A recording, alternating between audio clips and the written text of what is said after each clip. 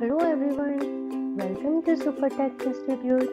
My name is चंचल अग्रवाल और आज जो टॉपिक मैं आपके साथ डिस्कस करने वाली हूँ वो है nature and behaviour of matter, यानी पदार्थ की प्रकृति एवं व्यवहार। Okay, let's start. फ्रेंड्स, हम अपने आसपास दैनिक जीवन में बहुत सी चीज़ें देखते हैं, जैसे मेज, किताब, प्रकाश, कुर्सी। हम गर्मी लगने पर ऊष्मा महसूस करते हैं और हम दिन भर में तरह तरह के विचारों को भी सोचते हैं। जब हम रेडियो सुनते हैं या टीवी देखते हैं तो हम अलग अलग प्रकार की ध्वनियाँ सुनते हैं। तो फ्रेंड्स, क्या आपने कभी सोचने की कोशिश की है कि हम अपने आसपास जो भी चीज़ें देखते हैं, महसूस करते हैं, उनमें से कौन सी चीज़ ऐसी है जो पदार्थ है और कौन सी चीज़ ऐसी है जो पदार्थ नहीं है? यानी पदार्थ कहते किसे हैं और इसके क्या विशेष गुण होते हैं? आइए देखते हैं। ये सभी वस्तुएं जो स्थान घेरती हैं तथा जिनमें द्रव्यमान होता है उन्हें पदार्थ कहते हैं। उदाहरण के लिए मेज, कुर्सी, किताब, ये सभी पदार्थ के उदाहरण हैं। इनके अलावा हम अपने आसपास और भी कई चीज़ें देखते हैं, जैसे लैपटॉप, कंप्यूटर, टेलीविज़न, आपका school bag, lunch box, geometry box, chocolates, ये सभी भी पदार्थ हैं, क्योंकि ये सभी वस्तुएं ऐसी हैं जो स्थान घेरती हैं तथा जिनमें द्रव्यमान होता है। इनके अलावा ध्वनि, ऊष्मा, प्रकाश, विचार, इन सभी में ये गुण नहीं पाया जाता है, इसलिए ये सभी पदार्थ नहीं है। तो फ्रेंड्स, अब आपको क्लियर हो गया होगा कि पदार्थ कहते किसे हैं। तो क्या अब आप बता सकते हैं कि हवा पदार्थ है या नहीं? सोचिए, क्या हवा स्थान घेरती है? क्या हवा में द्रव्यमान होता है? चलिए इसको एक उदाहरण के माध्यम से समझते हैं। फ्रेंड्स, आप यहाँ गुब्बारे की दो इमेजेस देख रहे हैं। पहली इमेज खाली गुब्बारे की है और दूसरे गुब्बारे में कुछ हवा भरी हुई है। जब आप इन दोनों गुब्बारों की तुलना करेंगे तो आप देखेंगे कि गुब्बारे में हवा भरने के बाद उसके आकार और द्रव्यमान में परिवर्तन आया है। फ्रेंड्स, आपने अपने बर्थडे पर तो गुब्बारे जरूर फुलाए होंगे, तब आपने देखा होगा कि किस प्रकार गुब्बारे में हवा भरने के बाद उसके आकार और द्रव्यमान में परिवर्तन आता है। इससे स्पष्ट होता है कि हवा स्थान घेरती है तथा इसमें द्रव्यमान होता है, इसलिए हवा एक पदार्थ है।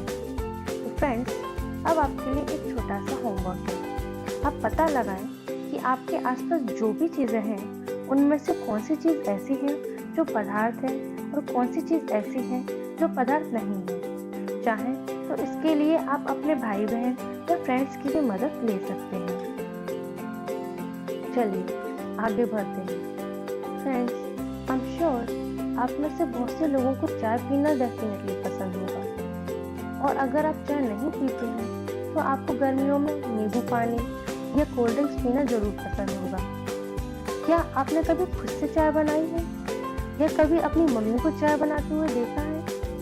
जब हम चाय बनाते हैं तो हम किन किन वस्तुओं का उपयोग करते हैं? हम चाय बनाने के लिए दूध, शक्कर, जल, चाय पत्ती, इन सभी का उपयोग करते हैं। इसी तरह नींबू पानी बनाने के लिए हम नींबू, शक्कर, जल, इन सब का उपयोग करते हैं। फ्रेंड्स, क्या आप इन सब में कुछ समानता देख रहे हैं?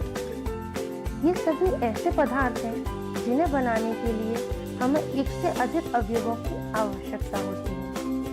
ये सभी मिश्रण के उदाहरण हैं। ऐसे पदार्थ जिनमें एक से अधिक अवयव होते हैं उन्हें हम मिश्रण कहते हैं। मिश्रण मुख्य रूप से दो प्रकार के होते हैं, सामांगी मिश्रण, विषमांगी मिश्रण। आइए एक एक करके इनको समझते हैं। सामांगी मिश्रण या होमोजेनियस मिक्सचर, जिस मिश्रण के प्रत्येक भाग के सभी गुण एक समान होते हैं उसे सामांगी मिश्रण कहते हैं।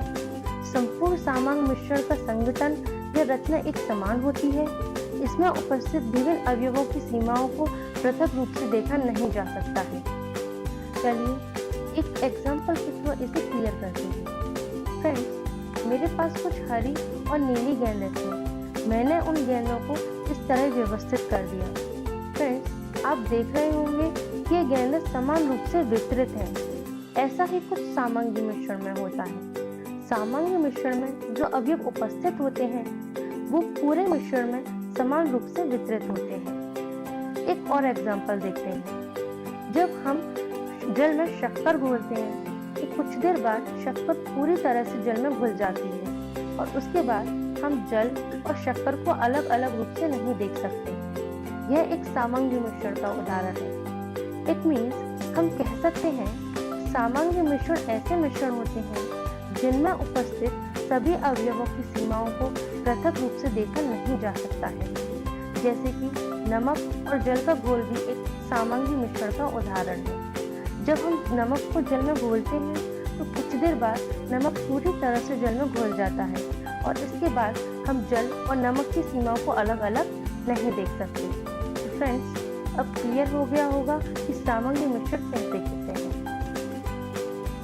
विषमांगी मिश्रण या हेटेरोजेनियस मिश्रण, जिस मिश्रण के प्रत्येक भाग के गुण एक समान नहीं होते इसे विषमांग मिश्रण कहते हैं। इसकी रचना एक समान नहीं होती है। इसके विभिन्न अवयवों के बीच पृथक्करण सीमा स्पष्ट दिखाई देती है। आपको पता लग रहा होगा कि विषमांगी मिश्रण पूरी तरह से सामंगी मिश्रण के विपरीत है। एक एग्जाम्पल से समझते हैं। फ्रेंड्स, मेरे पास जो हरी और नीली गेंदें थी, इस बार मैंने इन गेंदों को इस तरह रखा।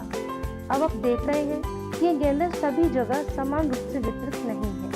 नीली गेंदें एक जगह रखी हुई हैं और हरी गेंदें एक जगह रखी हुई हैं।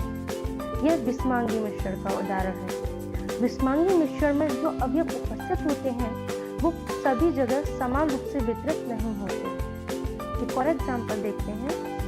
फ्रेंड्स, इस बार मैंने जल में शक्कर घोलने की जगह रेत घोलने का प्रयास किया। क्या रेत जल में घुल जाती है? नहीं, रेत जल में नहीं घुलती है, बल्कि वह जल की तली में कुछ इस तरह से बैठ जाती है।